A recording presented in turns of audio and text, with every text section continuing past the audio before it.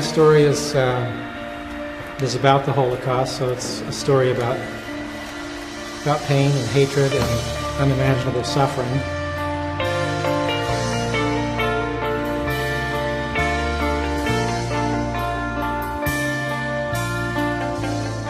Das Einzige, was ich von meinem Vater wusste, dass SS-Mitglied war. My personal journey was that I was born to Holocaust parents, Holocaust survivor parents. Ich schäme mich, dass ich Deutscher bin. Hitler killed my great-grandparents, he killed my great-uncles. To look at the past is still difficult. Und als ich zu Hause war, wusste ich, dass ich die Tochter eines Massenmörders war.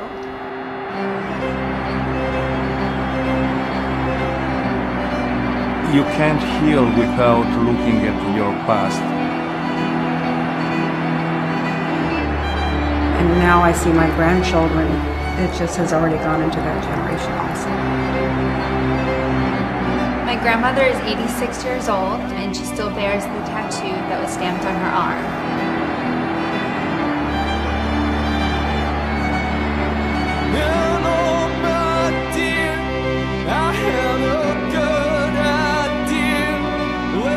One of our members here, Helga, talked about turning herself in because of her father's crimes.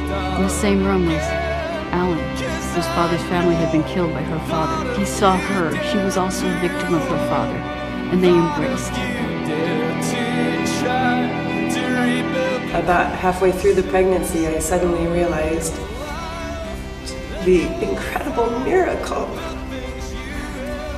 of continuing this life.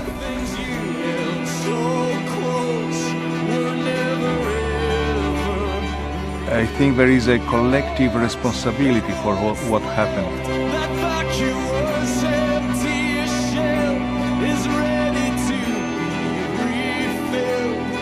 I want to see what's beautiful.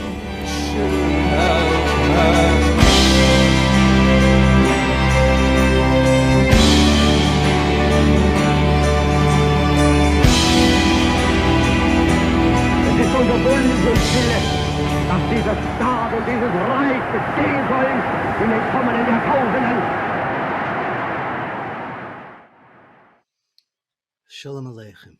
So I am now in tears because of that very short video, which comes from a website called onebyone.org. And one of the founders is a very, very dear friend of mine for a very, very long time. And that would be Rabbi Rosalie Gerut, but we're going to call her Reb Rosalie, although all the years I've known her, I've called her Rosalie. And so I am very proud to bring to you this discussion with Reb Rosalie Gerut as part of our Why I Remembers Yom HaShoah programming. And so I would like to invite to join me right now my dear friend, Reb Rosalie, Kim, Otta Zoe. Hello, Avila. Avi, thank you for bringing me here. Thank you. Are you kidding? I am so honored, and I'm only sorry that it's taken this long. The mishigas of COVID, as we all know, has turned the world upside down. And we here at the Yiddishkeit Initiative have found a whole new world out there through Zoom and through the internet that we've been able to reach. And I've been shocked that reach has literally gone into the hundreds of thousands of people all over the world who have now watched our programs. But we're very honored to have you. And before I get to you personally and start actually interviewing you, I just want everyone to know that Rosalie and I worked together on one of the greatest projects ever It was called Songs of Paradise. We did it in 1989 at the Public Theater in New York, where it turned into one of the longest running shows in the history of the Public Theater, I think to this day. And it was half Yiddish, half English, and it was based on Itzik Manger's Songs of the Bible, the Lieder von Gan Eden, the Songs of Paradise. And at the very end, we'll end with a short number from that show, from a production that was done in Israel. But Rosalie, you've become a rabbi. I'm so proud of you. So, ladies and gentlemen, Rosalie Gerut, Reb Rosalie to me, that video Yeah. is stunning. Now, I'm crying because I'm a child of survivors, just like you. And my father was in Auschwitz, and I believe just like yours. Um, what is that video? Where is it from? What is it going to be? And tell us about One by One, because I already know a little, but I'd like you to tell our audience what this amazing organization does and why you founded it, and tell us more. Thank you so much, Avi. I am really honored to be here. The organization came from growing up with the pain of parents personally. My mother was in Auschwitz. She was in the Lodz ghetto. My father was in the Vilna ghetto, partisans, and then shot and taken to Dachau. So it wasn't an easy life, as you probably know, with our parents. Oi, sorry. Something went wrong. Oi, you That's see a, these things? Technology. somebody was commenting on what I was saying. Yeah, They brought in music. So my father was a musician and a scholar at Evo. right. But his life was they were turned upside down. And my mother was a daughter of a Hasidic rabbi with the Gerer Hasidim. And she used to cry. We cry and scream and have, we never knew what her feelings were going to be from minute to minute, because her family was all murdered. She said, what did we do? What did we do? We brought up to be so good and caring, and my father was helping anybody who was in need. Why were we put into hell? So she was struggling very hard. And for me, growing up with that was a challenge. I was very sad and was depressed. And for my whole life, I didn't know where, I couldn't find my way. And I kept looking. And one thing I found was I decided to become a psychologist to try to understand these things. So I did, but it wasn't quite the answer. But then Helen Epstein wrote a book about children of survivors. And I said, oh my gosh, this is fantastic. I wrote to her, we're good friends now, but she was saying, well, there's going to be a group. Let's have a group of children survivors together in Boston. And that was amazing. I wasn't alone. So I started to feel there was a healing possibility, just because we were all talking and we could laugh together even sometimes. Right. And someone made a film about us. It was called Breaking the Silence. And I thought, I got a song in my head. I always loved music, and I wasn't trained in music. I just had to, it was something in me, and I had to sing and play. I wanted a guitar. I taught myself, and I made up this song called We Are Here, which we'll play later. Yes, and we will. I gave it to the group, and the filmmaker put it in as a theme song for the event, which was shocking. It's the first time someone saw me as something better than a schlepping around depressed person. But then I ended up leading a group at a temple for children of survivors, and they created a book. And then I found an article. It said children of survivors seeking children of survivors to meet with children of Nazis. And I was into Buddhism. I said, there's something here. I'm going. And it turns out everybody who went said the same thing. I have to go. Right. So we were a research study in Berlin. And here we were in a circle, and we don't always know who we were, sometimes. Right. We guessed, was this one Jewish, or this one's the one we thought this woman that was complaining and she was hungry and she was fetching. I thought, oh, she's Jewish. No, she wasn't. I'm sorry. That was, I'm being funny, but it's lighthearted. But in the group was the woman you saw in the film who said, I'm a daughter of a mass murderer. Well, right. She grew up, she was a little kid, and she was abused by this father. And she got married, had children, and one day she wanted to jump out of a window and commit suicide. And they kept her and they put her in an institution in Germany. Mm. And they asked her, what did your father do during the war? She said, everyone said he was a good person. But she decided, this is a courageous young lady. She was then, and she is inside her. She went to the place where you can find out. And she said, that day, I read about him. He was working in White Russia. He was in charge of the executions, and he did them himself. They would watch his blood-stained uniforms. And she said throughout her life, she saw dead bodies in a river. She didn't know why. She never knew. And here she found out. So when she came to turn herself in for what her father had done. Oh. And in the room was a man who realized that her father had been responsible for killing his father's family. Mm. Oh my God. Yeah. And so the organization, one by one, is dedicated to bringing together. Is that the concept? Well, what happened was the moment was, yes, but what I was watching this, we were all watching, and he said, I thought about this and I understand your story. And he said, you were also a victim and I love you. And she said, I lost a family because if you were German, you weren't supposed to talk about these things publicly. And she did. She said, I lost a family, but I found a new brother. And they embraced. Oh. That was one of the most incredible moments. I'm literally, I have goosebumps and I have chills. We did too, believe me. Well, but okay, so that happened. And there's one more I want to bring up.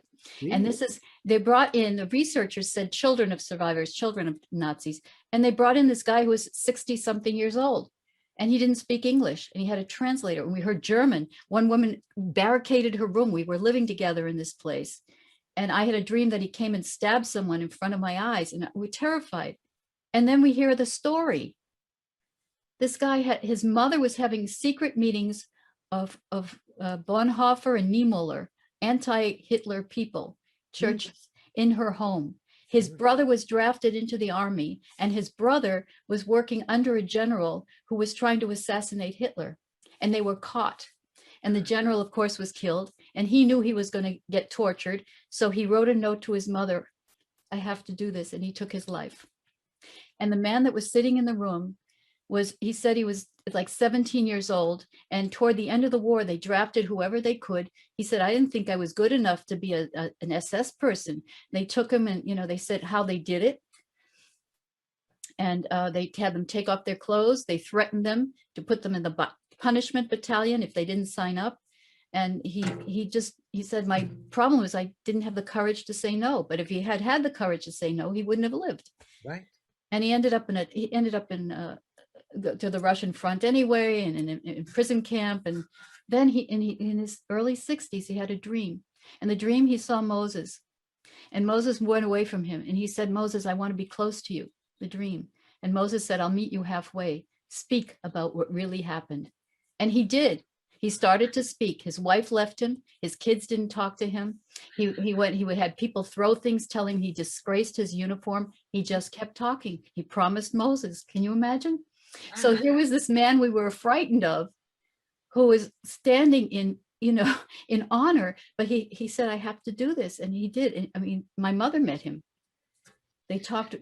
Anyway, what happened? So after this research project, I just said, let's do something. I said, we have a light to bring to the world. We have something important here. And let's do it. So we kept meeting. We met here, we met in Germany, and my two colleagues and I, psychologist and teacher, we sat and we designed a dialogue method because this was kind of chaotic. And we designed a way to do this. And for 20 years, we've been doing dialogue groups. Oh my God. So that's where that came from. And that's the organization called onebyone.org. Right. Yeah, wow. We're changing it to One by One International. We have a branch in Berlin. Oh, well, there should be a branch in every country. Argentina needs to have a branch, I think. Well, it's very, it's an intense thing and it's very carefully done. It has to be. Oh. And I wanted to say that one of the themes comes from Judaism, which I learned. This is what brought me closer to Judaism. it's called tshuva. Right. And tshuva offers grace and transformation. Our book is called Journeys of Transformation. Right. And it comes, tell me if you're talking too much. No, Okay. please. I could love talk this. about this with you forever. I mean, honestly, Okay. it's my show. It's my festival. We can do whatever we want to do. So feel free to tell me these stories, because not only am I blown away by the fact that you're doing it, but I'm blown away by the fact that all over the world, there are people like you and me and them and others, all of whom are now trying to find a way to tell the stories and bring it all together. Zusammen. And so I'm looking at it, not just from the perspective of I've known you for 40 years. I'm sorry, no, only 20 years. You're not that old. But I've Yet. known you for a very long time, and we were doing great things in Yiddish, and we both understood our psychological issues because of who we are and where we come from. And we all have this. All children of survivors have something that they've had to deal with in their own personal way. And we've all found the way to deal with it. And your way that you dealt with it is stunning. So please say more about One by One International, and how you're going to turn this into a world global kind of program. Well, it started to, but it's impacted people. A person from Rwanda who heard about us was so moved by it. He spoke at one of our conferences, and he took the ideas back to Rwanda. And someone from Guatemala heard that, and he worked on, and someone from Peru. But I want to say, I think this is really important, what the Jewish culture can contribute, not only to ourselves, but to the world. And that is a way to transform.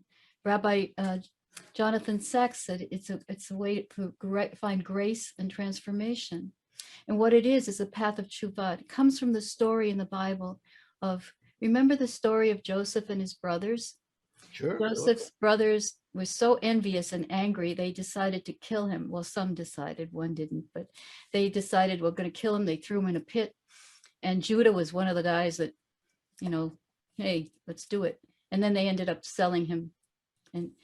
But what happened to Judah along the way was he underwent some difficulties. He lost both his sons.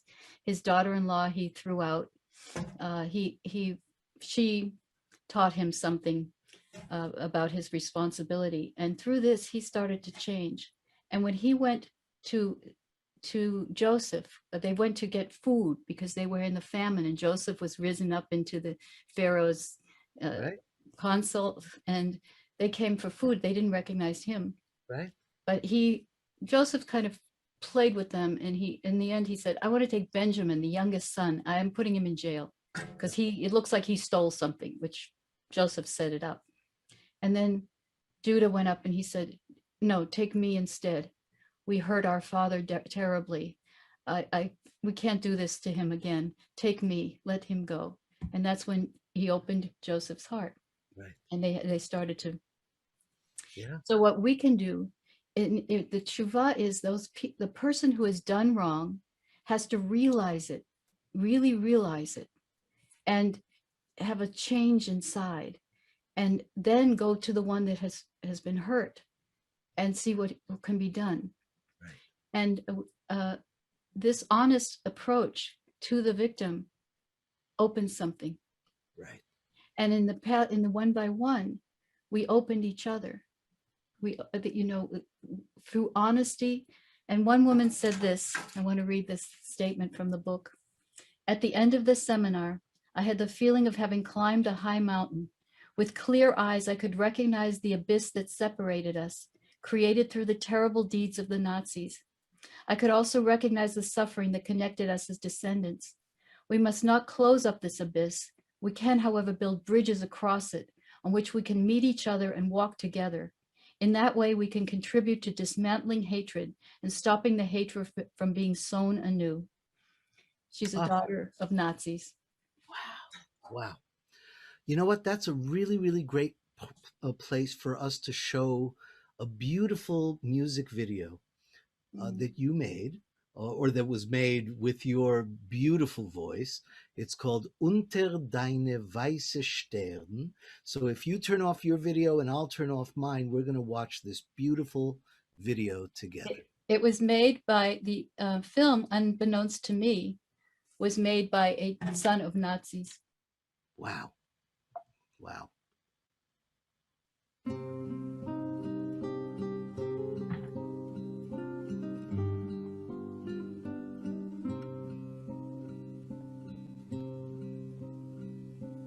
Unter deine weiße Stirn streckt zu mir dein weiße Hand. Meine Werte sind in Tränen, wir ruhen in dein Hand. Sehr es dunkel, sehr finkel, in mein kellerdicken Blick, und ich hab gar nicht kein Winkel, sie zu schenken dir zurück. Und ich hab gar nicht kein Winkel, sie zu schenken dir zurück.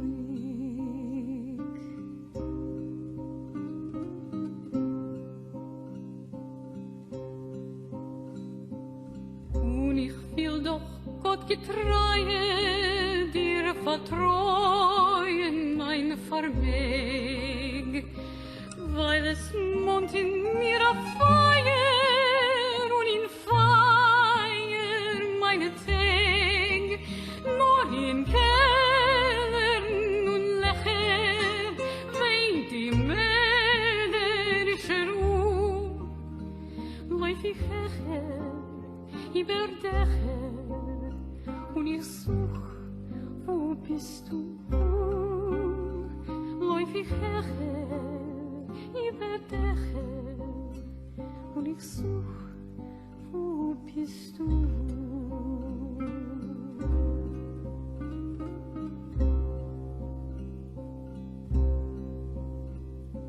Nehmen Jogen mich mit Schule, treten Häufen mit Gewoi, häng ich an geplatzte Strune, und ich sing zu dir so, unter deine weiße Stern streckt zu mir dein weiße Hand.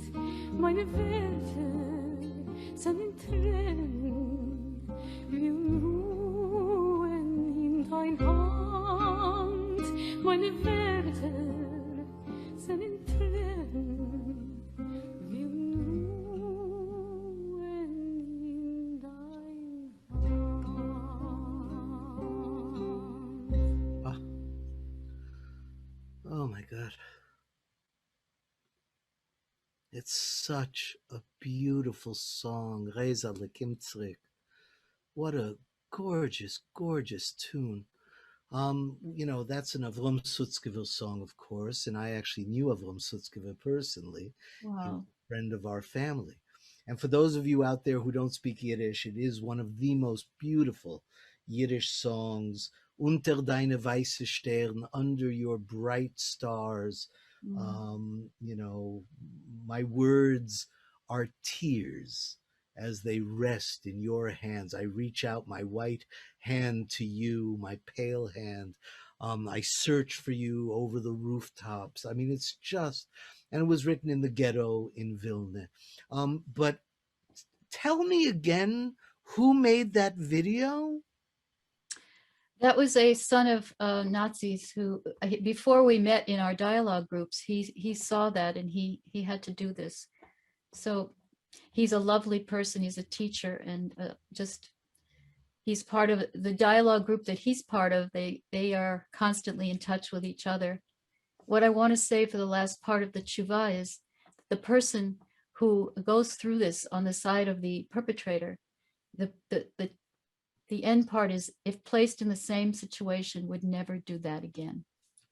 And people say, well, it can only be done by the perpetrator and the victims. Well, in our case, they didn't really, but we carry it. So I think we have the right to do it too. I was going to say, I mean, look, we all know that we are living in a period where, and I hope it takes a very long time, but we all know that sooner or later there will no longer be the actual perpetrators and their victims.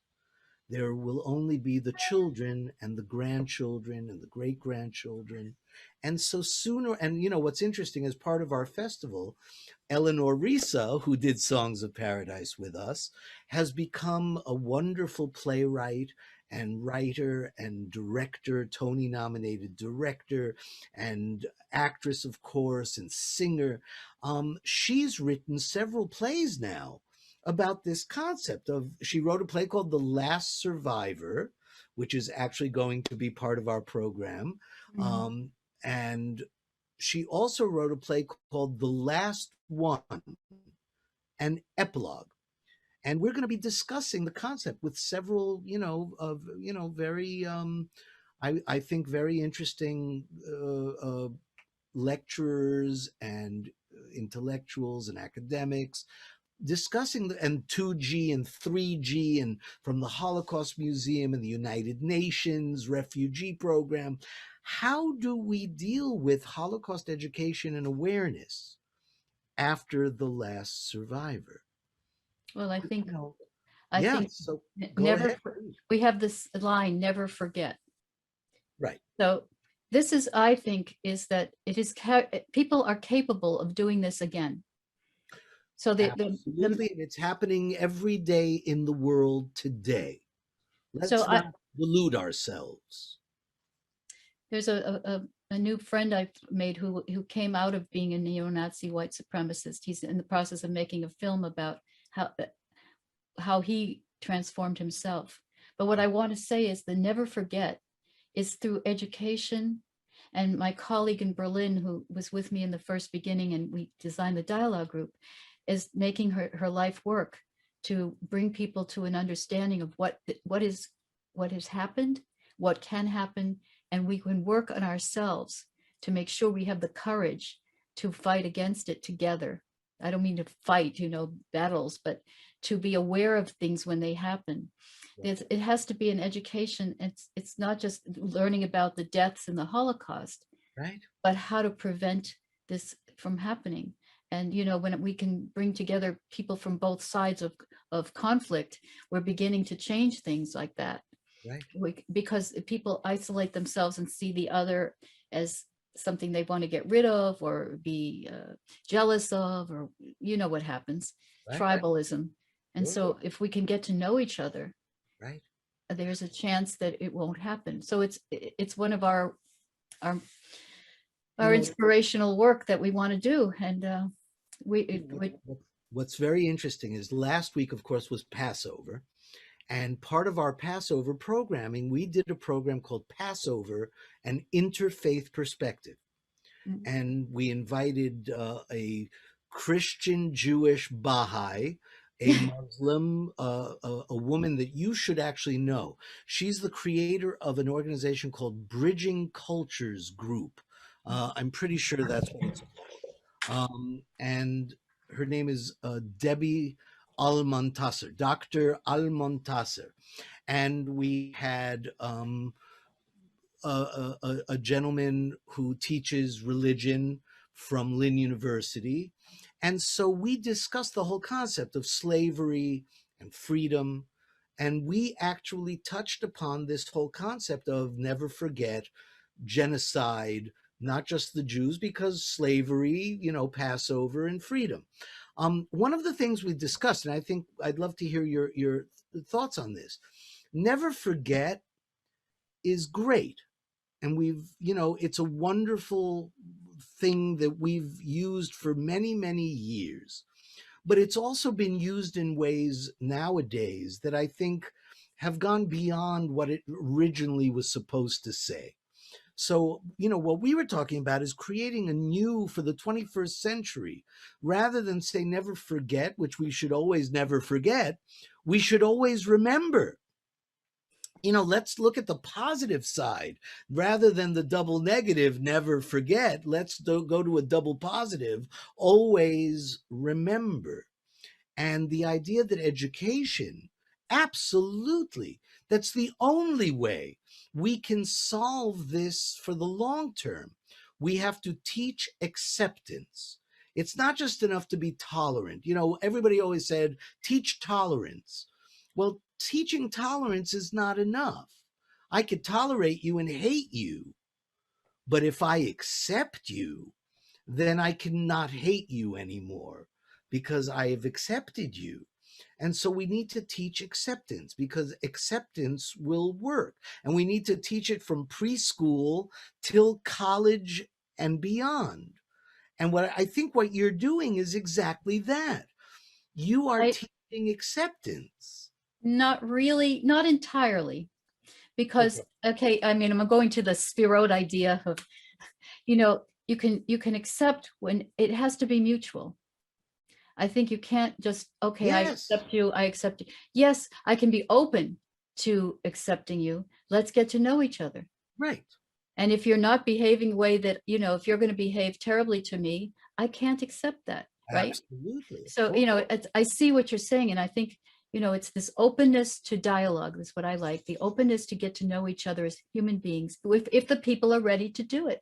And So they have to, yeah. Right. If you can bring together children of Holocaust survivors and children of Nazis and have them learn to hear each other and accept each other's stories, accept each other's experiences, and empathize one with the other.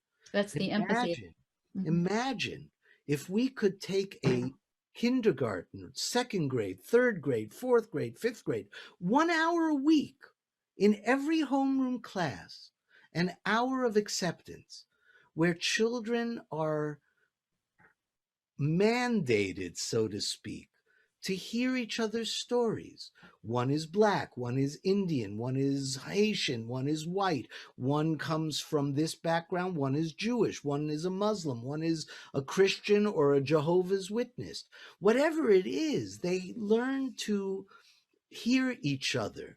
Well, I think the parents have a big role in this. The kids and are sometimes in a good way and sometimes in a bad way. So, I mean, I was in a Black mixed neighborhood. I didn't know there was nothing, but Right. we're just here. I think the kids can do it if the parents don't turn them off. Right. I agree. So it's everybody needs to to make it part of, what do you want in your life? How do you want your life to be? What kind of person do you want to be? Right. And sometimes we say worshiping idols. I just want power. I want money. Well, do you want to be a person who has friendship? You want some love in your life? You want some balance? There's a lot of questions and things to talk about. So you talked about tshuva, which I think is beautiful, and a great concept.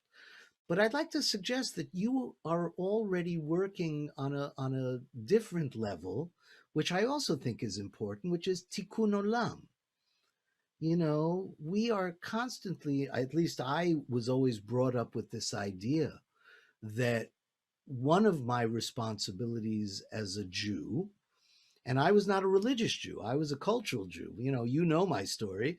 My father came out of Auschwitz and said, there is no God. All right. And if there is, I want to have nothing to do with him. That my mother, she said, why was I in hell?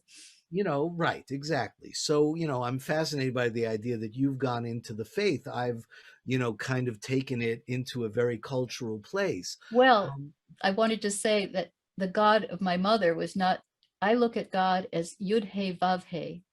Okay. Which is the energy source of the universe. Everything is infused with this energy, and we don't know what is this cause of the energy. That's the thing. People might say, oh, he or God, entity, watch us. Well, we have free will.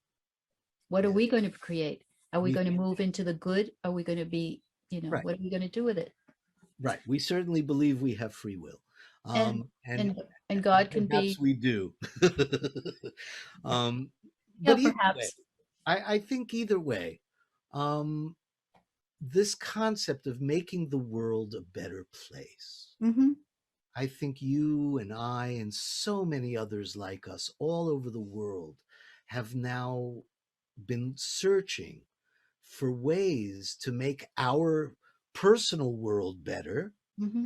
And we've also been searching for ways to make the world at large better. It's one of our jobs as Jews, at any rate. Right. We take the gifts that we've been given. We have talents and gifts. Everybody's got something. And if we work together, bring our light to the world, that's a different way of looking at things. So what a perfect segue to a song that you wrote called We Are Here. So do you want to tell us a little bit about the song, how you came to write it, why you came to write it, and then we will play the song and discuss it a little on the other side. When I was little and my house was so depressing and unpredictable and painful, I found I just wanted to sing, and I wanted to dance. And I remember telling my mother I want to dance and sing. She says, "Oh, you don't have verkrempte legs. Your legs aren't crummy. You don't have people who learn how to dance have crooked legs. You don't have crooked legs. Leave me alone." So I would sit around, I'd write music, and when I was alone, I would dance. I would think I was a star somewhere. I looked like, not so great, but in my mind, And so I've always loved music, and I never studied it really. I studied a little bit, but I had a guitar once. I had to get a guitar. And my father finally got me one because he was a musician too. And I taught myself, and I was writing songs. Mm-hmm. And when I was in the group with the other children of survivors, I was inspired. I also was inspired by a dream. I was going around doing Holocaust memorials on the airplanes from here to there, always from one Holocaust to another Holocaust memorial. And on the train, on the airplane, I had a dream, a vision, and I saw these women in black coming to me, and they were smiling, and I thought they were dead. They were killed in the Holocaust. And one of them came up to me. She said, "Tell the survivors we're not in pain anymore. Tell them we love them and they need to live." Mm. Oh. I said, "Oi, what am I going to do? If I tell this dream, they're going to think I'm a meshugana, But I wrote this song. Wow. We're here, and we continue, and it's okay. And when I thought, should I present it to this director? This film person came to film this group, and I said, should I give it to him? And a friend of mine said, yeah, give it to him. So I gave it to him, and he made it the theme song of the film, Breaking the Silence. And that's probably how how I may have been in touch with your group, Avi, because I was singing in New York, and I remember I was with some famous people, and maybe that's where I got to be known. And then I got picked up by the Klezmer Conservatory Band. Right. I started to sing with another band, and I ended up in the Soviet Union getting arrested. That's a whole other story. Right. But theater. Got arrested in the Soviet Union? Yeah. Are you serious? I'm serious. That was no picnic, but I met the most wonderful people I have ever known. Courageous. So we're not going to talk about that now, but no. I promise you, we're going to do another interview at another time because I want to hear all about that. Yeah, that was something. But anyway, what we're talking about. We are here. Oh, yeah. So the song ended up opening the doors to my doing what I loved. I was doing theater, and then you guys found me. And I said, this sounds fantastic. I'm doing this. And we created something together that was wonderful. But We Are Here opened the doors. Well, let's turn off our videos and go watch We Are Here.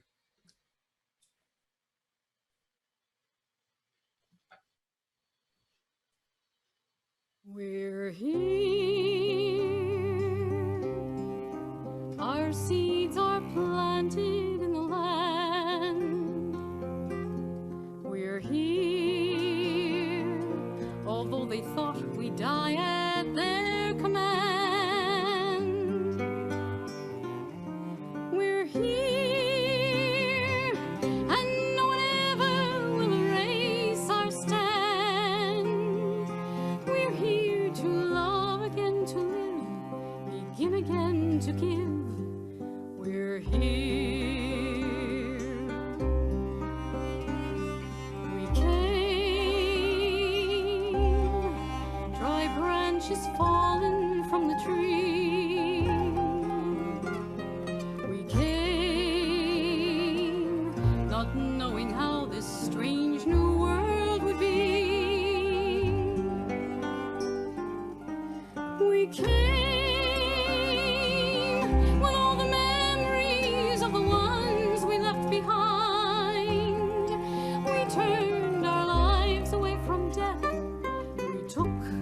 another breath and sang our songs. Once more we would be heard. We carry tears for many lost lives.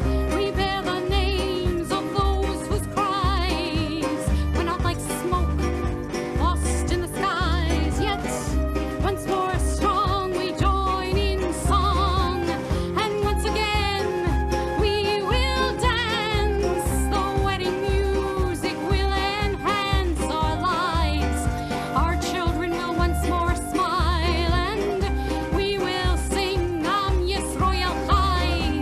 Lai, lai, lai, lai, lai, lai, lai,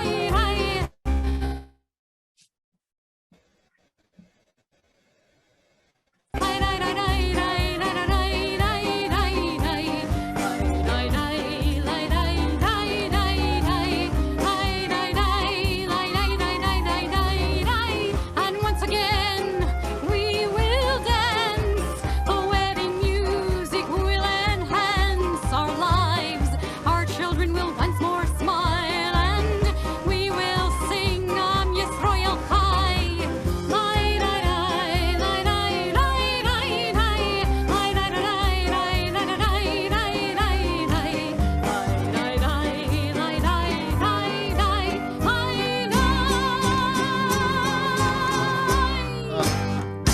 Oy, Reza, Reb Rezel. Ah, Amazing. It's just amazing. What a magnificent song. And your voice is so beautiful and always was so angelic.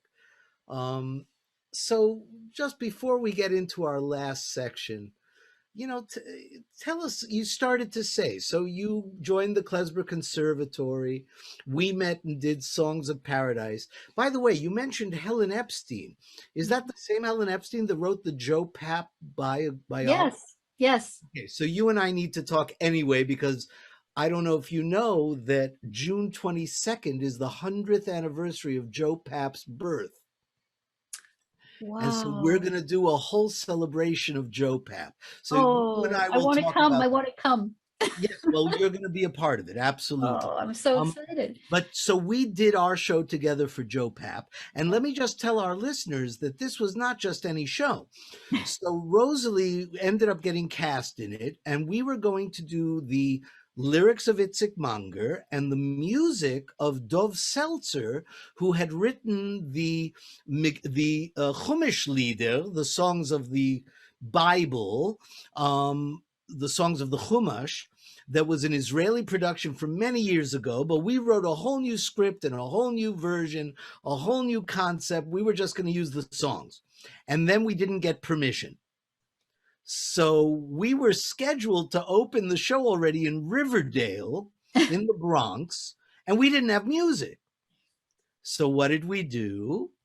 We asked you to compose the show. And you literally tell us. Why should I tell it? You tell it. How did that work? How did you do that? Well, I think to your mother, I said, can I try? See if you like what I write? No strings attached. No. And I just, with the lyrics, they were so good. Right. They were fantastic. And your mom and Rena, they wrote these lyrics. And I said, I just started music comes, that's what happens. Right. And then your mom and you all said, oh, we like it. I said, oh, great. It was I was not so just happy. like it. It was magnificent. The songs in Songs of Paradise are so amazing. What was the first song you wrote? Do you remember? I don't know. It might have been Ding Dong Ta Ta. I was going to say, that was like the greatest song in the show.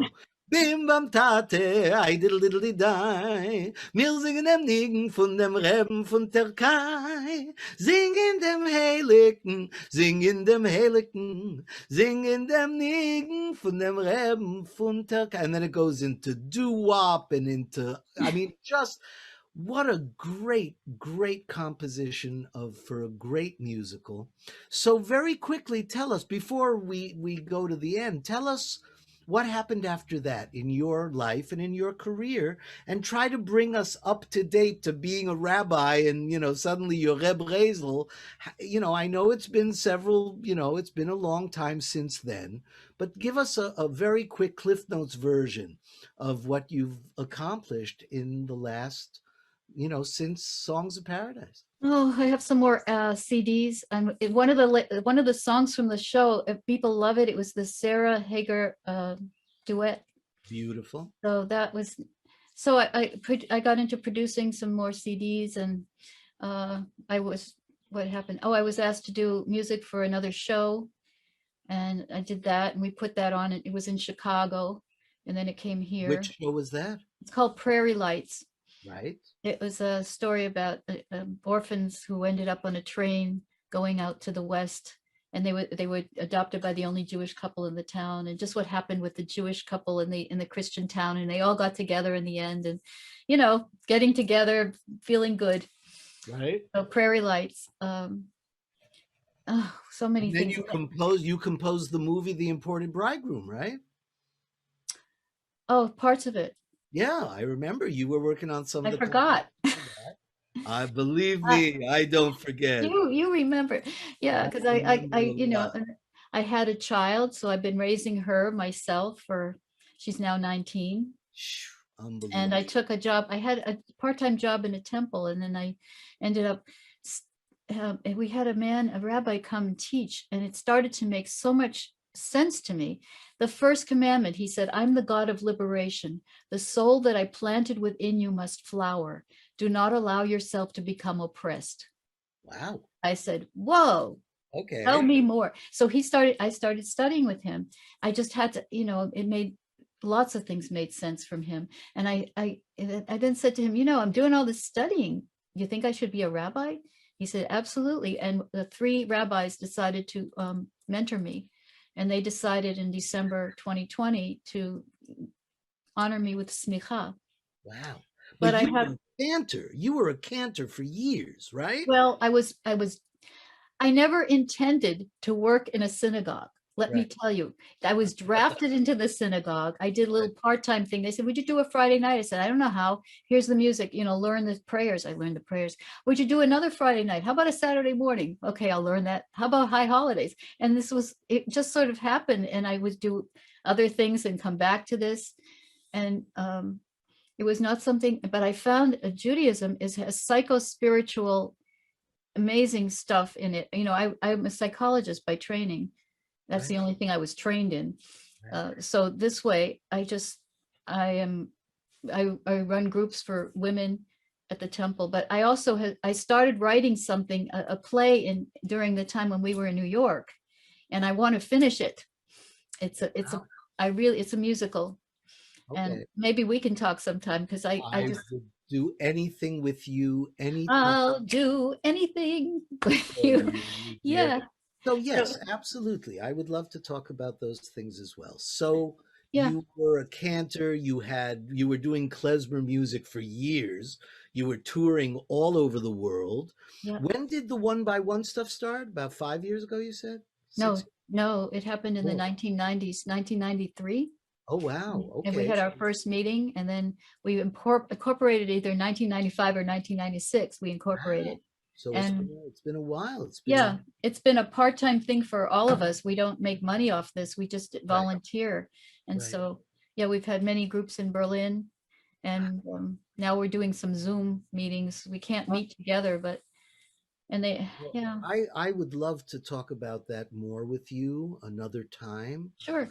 And so I think unless there's something else you'd like to share, I would like to end with one of the songs from Songs of Paradise, Bim Bam Tate, which means, hey, Papa, I diddle diddly die. We're singing the songs of the rabbis of Turkey, but it's called the Song of Virtues. Shir Hamailison, the song of virtues about Abraham, our forefather, and Sarah, and how they're going to have a baby.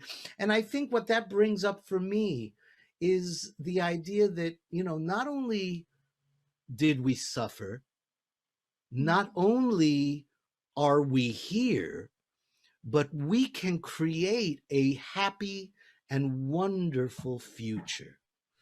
And so, Rosalie, do you want to, say a few final thoughts on this concept of the future? I think we each, as I said, have something to give to the world to bring some light. And I think it really is one of the things we're here to do. And you're doing it in your way. I try it my way. And creativity and helping people, and you're bringing people together for these wonderful sessions. We do what we can. And I think that's we're fulfilling the commandments. Yep. Well, on that wonderful note, Rosalie, thank you so very much for being part of our Why I Remembers Yom HaShoah. And I am convinced that this is just a reconnection for you and me after so many years, so that now we can really, now that we've both grown up a little bit, because we were very young when we did Songs of Paradise. It really was very early in our careers, and we have done so much since then in so many different ways.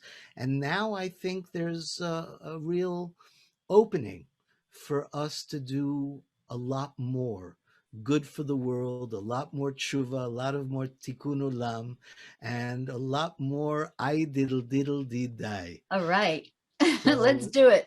Ladies and gentlemen, thank you. We're going to end our program with this wonderful number from the Yiddish Spiel, the National Yiddish Theater of Israel, production of the show Songs of Paradise, written by my mother and Rena Burrow. Miriam Hoffman and Rena Burrow wrote the book.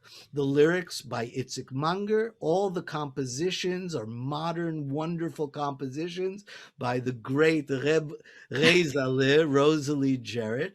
I directed the original production. Eleanor Risa choreographed. We were in it all together. We created it all together. It was one of those amazing Mazel Dike show where everything came together.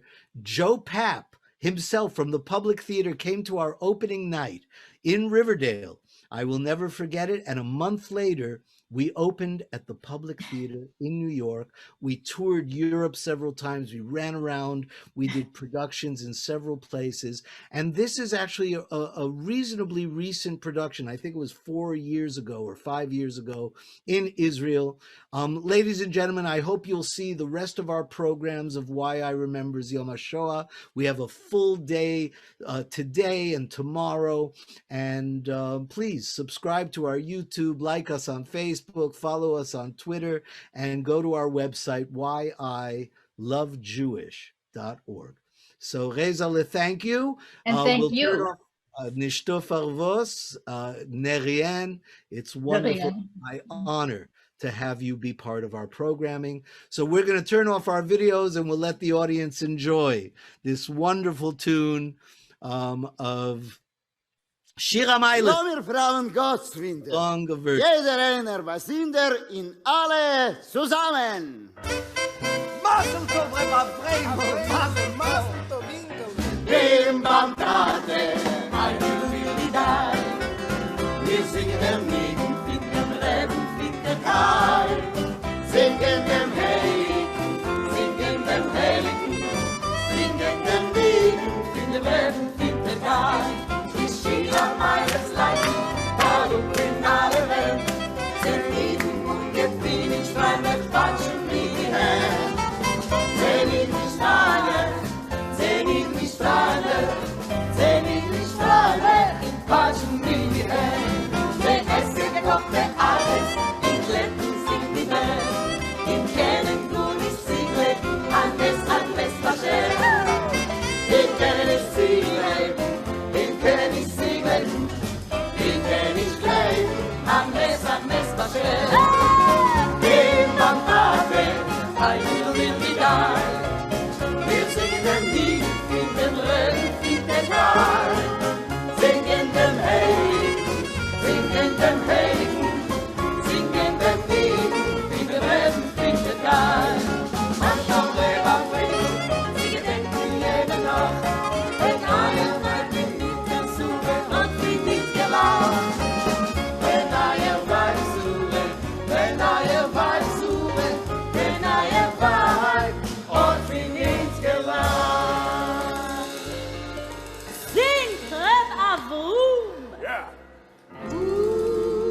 Avrom Avinu, ich schmeichel in Schweig, in Pipke,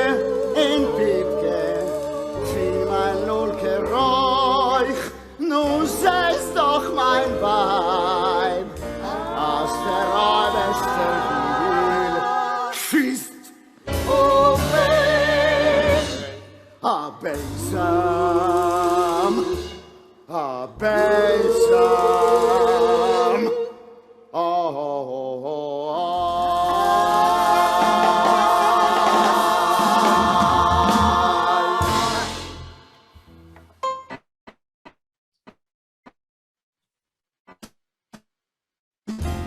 Bantate, I do really bad. Wir singen dem Lied, singen dem Rennen, singen der Kai. Singen dem Heiligen, singen dem Heiligen, singen dem Lieden, singen dem Rennen, singen der Kai. Bim bam bom, bim bam bom, bim bam bom, bim bam bom, bim bam bom, bim bam bom. Ich bin nur ein Sucher. Sie machen mir Spaß. Ich hab Futter für den Volk. Denen hat mich nicht gekannt schenken, auf viele ein kleinen Tagesschau. Aber die Maluchen haben mir versichert. Wir haben einen nächtigen Gott. Bei ihm ist alles möglich. Auf viele mein alter Akuressure kennt ein gesprudelt Mame. Oh!